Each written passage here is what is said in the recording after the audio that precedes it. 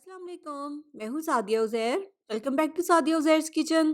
तो आज हम बनाएंगे बहुत ही टेस्टी चटपटा सा वाइट चने का अचार।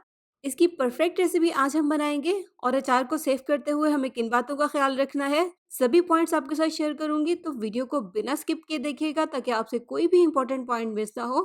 तो चलिए स्टार्ट करेंगे रेसिपी। बिस्मिल्लाहिर्रहमानिर्रहीम। तो यहाँ पर मैंने 300 ग्राम सफ़ेद चने लिए थे। ओवरनाइट इनको 6 से 8 घंटे के लिए भिगो दिया था ताकि चने अंदर तक अच्छे से भीग जाएं। इसके अलावा अगर आप इस अचार को ज़्यादा क्वांटिटी में बनाना चाहते हैं तो रेसिपी के तमाम इंग्रेडिएंट्स को डबल या ट्रिपल कर सकते हैं। तो इस पानी को फेंक देंगे और चनों को बॉयल करने के लिए एक प्रेशर कुकर में डाल देंगे। आप चाहें तो पतीले में भी इन्हें बॉयल कर सकते हैं। बस इनको बॉयल करते हुए हमें इस बात का ख्याल रखना है कि चने अंदर तक बहुत अच्छे से पक जाएं, लेकिन टूटे नहीं, चने साबित रहें। साथ ही इसमें 1.5 से 2 लीटर साफ पानी शामिल कर देंगे। तो अब इसको कवर कर देंगे और पकने के लिए चूल्हे पर रख देंगे। जब कुकर में प्रेशर बन जाएगा तो फिर उसके बाद हम इसको 10 मिनट तक मीडियम फ्लेम पर पकाएंगे। इसके अलावा अगर आप छोटे साइज़ के चनों का इस्तेमाल कर रहे हैं तो प्रेशर आने के बाद 5 से 6 मिनट का टाइम दें। 5 से 6 मिनट में वो इजीली पक जाएंगे।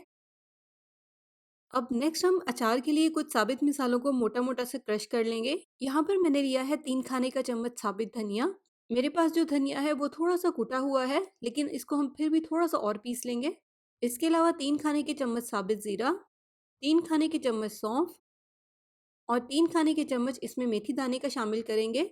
और तमाम स्पाइसेस को मोटा मोटा सा ग्राइंड कर लेंगे। इसको हमें बिल्कुल भी बारीक नहीं पीसना।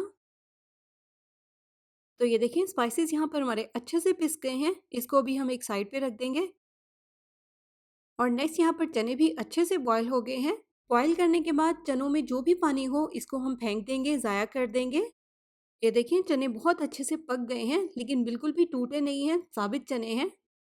ये देखें। और इसके अलावा एक बात का ख्याल रखना है कि बॉयल करने के बाद चनों को हमें बिल्कुल भी ठंडे पानी से या किसी भी पानी से वॉश नहीं करना। पानी का एक भी ड्रॉप चनों को टच ना करे, वरना आपका अचार खराब हो जाएगा।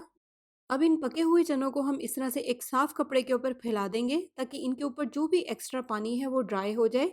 लेकिन इस बात का ध्यान रखना है कि चने ड्राई ना हो। इनके ऊपर जो एक्स्ट्रा पानी है बस उसको ही ड्राई करना है।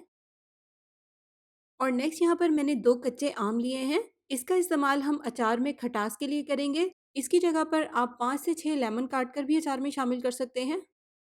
तो इस तरह से इनको छीलने के बाद अब इन्हें हम एक ग्रेटर की मदद से ग्रेट करेंगे।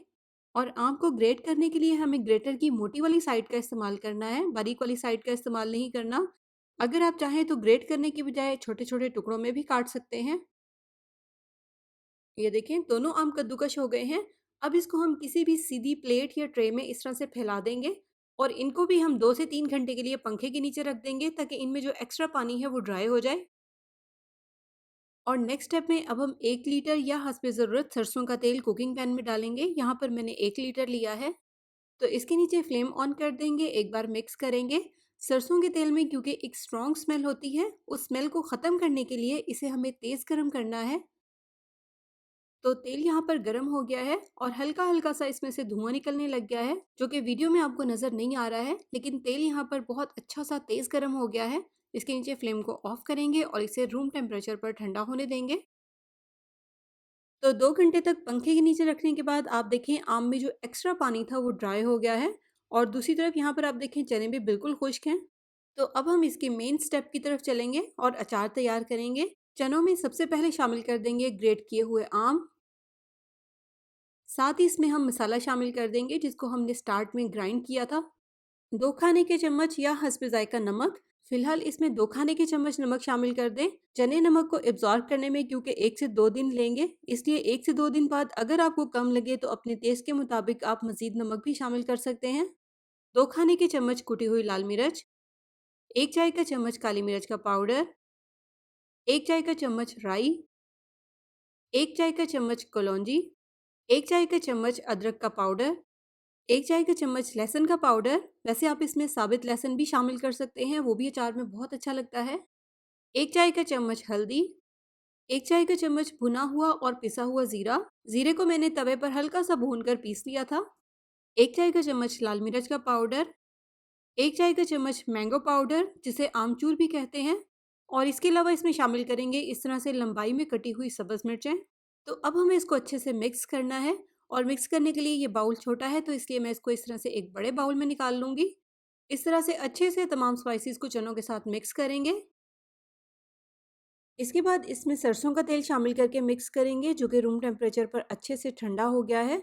लेकिन थोड़ा-सा तेल इसमें से हम बचा लेंगे और उसका इस्तेमाल हम अचार को सेव करते हुए करेंगे।